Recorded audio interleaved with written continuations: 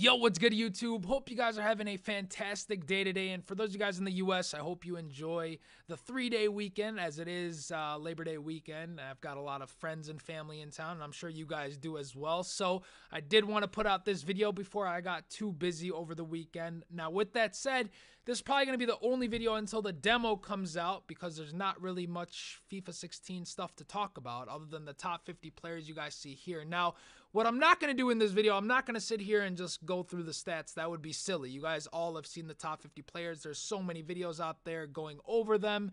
What I want to talk about is actually FIFA 16 in a whole and the stats that I hope matter this year, because I think EA really have concentrated on making a balanced game. Now, how balanced it is, who knows? We'll have to see when we actually play the demo. So this is probably the only video until the demo comes out, which is going to be on Tuesday, I believe. And then I'll actually be able to give you guys some real feedback as you guys also get to play. So in the comment section below for this video, I want to hear your feedback based on my thoughts, and I want to hear what you guys think. So number one, obviously you guys know pace was a huge thing last year. And the year before that, FIFA 14, it seemed like they had tried to go away from pace and make physical or strength really important, but then it went back to pace last year, and it's kind of been going on and off in that cycle. Pace has always been important, and don't get me wrong, if EA wants to have pace be an important factor, that's awesome, that's fine, that's great, that's dandy, I don't really care. My problem is this: I don't mind using, okay paced players for my strikers. That's not a problem. But sometimes, as I was scrolling and I go to a perfect example, John Terry is in the top 50 rated players on Ultimate Team. Okay, he's an 85 rated center back with 34 pace. Now, what does that tell you? You probably won't see him on any teams, even though he's got great height, he's got great defending stats, apparently, according to his card, great physical stats, according to his card, and he's also got great work rates, medium high. So things look perfect on that card until you look at the pace. So here's what I want to matter. You see that defending stat being at 87? I want that to matter if you have to choose between a 77 rated center back that has 70 pace and let's say 76 defending, and John Terry who has 34 pace but 87 defending. That defending stat seems to not have mattered much over the past few years. And that's just maybe my opinion. I don't know how you guys feel about that, but often you probably have noticed that people just went for the lower rated center backs with pace and an okay defending stat, and they were good to go. They didn't feel like they had any disadvantage, whereas if you used a slower center back with a really high defensive stat, it didn't matter. You were still at a disadvantage because one over-the-top through ball with a pacey striker and you were in trouble. Now, don't get me wrong, okay? Don't get me wrong. Someone with 34 pace should not beat someone like Kun Aguero in a foot race, okay? I completely understand that. I'm not looking to make pace completely obsolete on defenders. What I am looking is for that defending stat to really... I want to see the difference between a low-rated defender and a high-rated defender despite the pace. So that is one thing I hope they address. So people like, for example, Busquets, you guys probably saw on Twitter, everybody wrote off that card. They're like, oh my God, that card is terrible. Why is it 85 rated? Look at it. He's got 53 pace, 59 shooting. Why in the world would anyone use him? That's what people were saying on Twitter. And then I thought to myself, actually, if pace isn't a huge thing in the midfield, he's probably a great defensive midfielder with that 83 defending, 80 physical, decent passing stat as well, and a good work rate. Work rates do matter in FIFA, despite instructions. I'm sorry, but sometimes instructions in FIFA 15 didn't completely change the work rate of a player. You still saw people who had high work rate go up and down the pitch. You still saw people who had high medium work rate stay up ahead on the pitch. So, that work rate still matters, even though people are like, oh no, instructions outweigh the work rate. I don't believe that. I think work rate still matters. And again, this is all my opinion, okay? It's all my opinion, so people don't get too upset. I want to hear your opinion in the comment section below. I want to hear your thoughts. So that was the first thing. I want that defensive stat to matter. I want things like the mental stats of being able to intercept passes and things like that, because they really talked about balance this year. EA was focusing on balance. They said, hey, if we're going to add these things to attacking, we want to add these things to defending. For example, they said, okay, we're going to have no touch dribbling. But on top of that, instead of leaving defending alone, we're actually going to focus on it. We're going to improve the AI. That was one thing they said. They said now you're not locked into an animation. If you miss a standing tackle, you can recover quicker. And the same thing with a slide tackle. You can recover quicker. So we'll see what happens with that. And that's the first thing I want to matter. The next thing I want to matter is that passing stat. Okay, that passing stat I really want to matter for midfielders. Because often, a lot of the time, you guys have noticed that people would bring in silver or bronze rated players and they would be able to pass just as accurately with an over-the-top through ball as Andrea Pirlo or Iniesta or whoever it may be.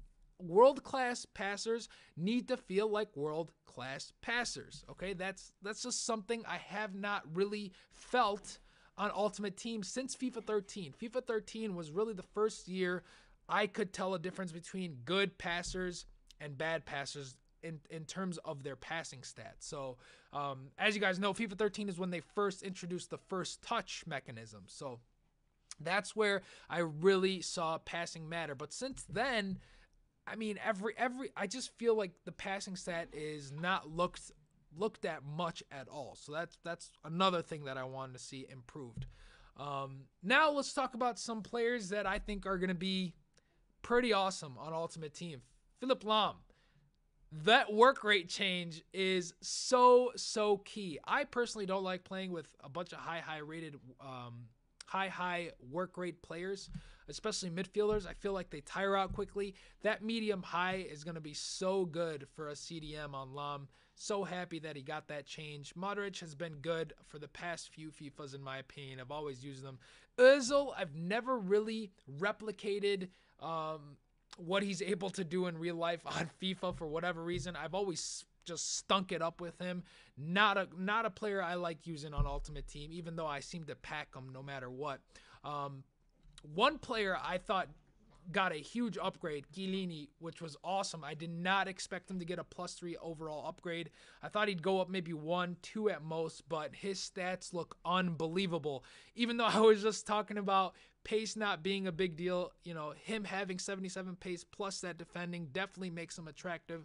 So we'll have to see that if they continue to make pace on defenders be a huge stat for you to have, then he's definitely a center back that I want to pick up. The next player, we're just going to go ahead all the way to the number 1 and number 2. You guys know this is going to be Ronaldo and Messi.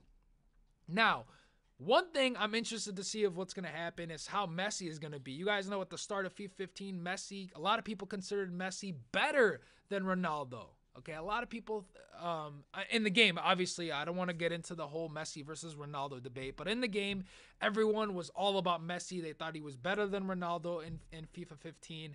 But after the patch, it switched back. Ronaldo was once again better, just simply because he's stronger, he's better in the air, all of that good stuff, 5-star skills, obviously. So a lot of people felt Ronaldo again took that crown. Now, here's the thing. I don't know how many people are going to like playing Messi as a right wing or a right mid or a right forward. It seems like a lot of people like using him as a striker or a center forward. So it's going to be interesting to see how valuable he will be to a lot of people. It's going to be, it's up there. I don't know. I think a lot of people are not going to seek after him as much as they did this year. So we'll have to see how that goes as a right wing. Very, very interesting, even though that's his position now. So let's get that out of the way. They did do the right thing, but I wonder how that's going to go. Another player that I was surprised that got a upgrade, Suarez. I thought he was going to stay at an 89. Didn't think he was going to go up to a 90, but he ended up getting that upgrade, +1 upgrade. And I don't want to go through a bunch of players. Like I said, you guys know all of these stats here. There's no need for me to sit here and go through all the stats, but those are really the big factors for me, man. I want the physical stat to matter a little bit more this year than it did last year. Dribbling has always been, I think you're always able to tell good dribblers from bad dribblers, so that's a good thing. But again, pace on defenders, I hope isn't as big of a factor. I hope that defending stat makes a difference. I hope passing makes a difference. And those are the things I like, things like being good at intercepting passes for midfielders, all that stuff.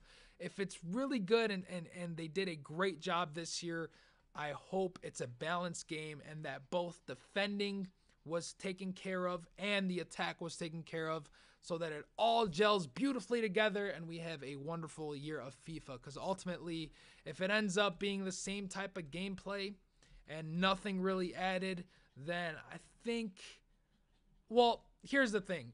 For the people I play FIFA with, like a bunch of my friends, and this is a mix of people from Europe and the US, so it's not a biased opinion. A lot of people weren't really so excited about the FIFA 15 gameplay after the patch. They didn't really like it. So if it stays the same, and it's the same type of play style over and over, I think a lot of people are not going to enjoy it. That's just me. That's just my opinion. I don't know what you guys think. That's why I made this video. I want to hear what you guys want to see on FIFA 16. What is something gameplay-wise that you want to see matter this year? What's going to make it so that the game is going to be better for you? Is it going to be strikers being not like strikers not having to have pace? Is it going to be the shooting stat that's important to you? Is someone like Cavani going to matter to you? You know, someone Cavani I never saw on any team, and he's a top 50 rated player. This is what I want to see. I want to see top rated players matter.